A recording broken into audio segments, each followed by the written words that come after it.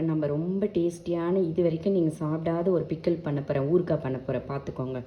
இப்போ வந்து ரீஃபைன் நல்லெண்ணெய் ஊற்றிருக்கேன். சாதா எண்ணெய்னா கசக்கும். ரீஃபைன் நல்லெண்ணெய் ஊற்றிருக்கேன். கடுகு போடுறேன். கடுகு வந்து நிறைய போடணும் பிக்கிளுக்கெல்லாம். இது பாருங்க, வெறும் கடுகு தான் போடணும், அதில் வேறு எதுவும் இருக்கக்கூடாது.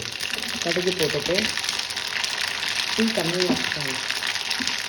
இது வந்து நான் ஊற வச்சு நல்ல வெயிலில் காய வச்சு பொடி பண்ண வெந்தயம் இது. அதுக்கப்புறம் இது வந்து சில்லி ஃப்ளேக்ஸ். இது வந்து தக்காளி, காஞ்ச மிளகா, புளி இதெல்லாம் நல்லா வேக வச்சு வெயிலில் காய வச்சு இப்போ மிக்ஸ் பண்ணியிருக்கேன். அதை இப்போ போட போகிறேன்.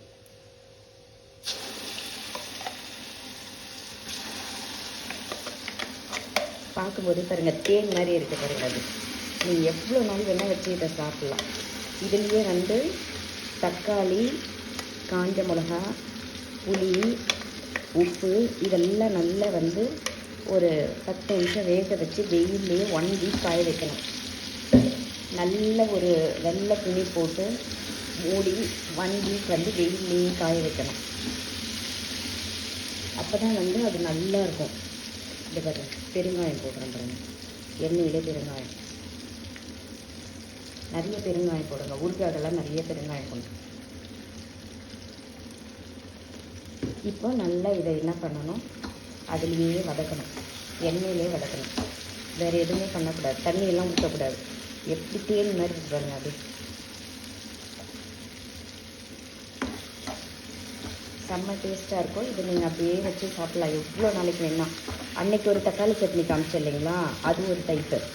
அப்பயே அரைச்சி அப்பயே பண்ணுறது வந்து ஒரு டைப்பு. அது ஒரு 1 வீக் 10 டேஸ் வச்சு சாப்பிட்லாம்.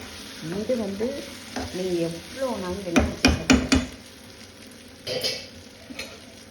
இது வந்து எவ்வளோ நாள் வேணால் வச்சு சாப்பிட்லாம் நீங்கள். இது வந்து தக்காளி ஊறுகாய். அதெல்லாம் வந்து தக்காளி தொக்கு. பாருங்க எப்படி இருப்பாருங்க, தேன் மாதிரி இருப்பாருங்க.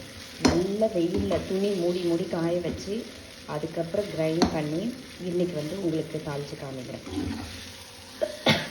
இந்த பாருங்க, செமையாக பாருங்க.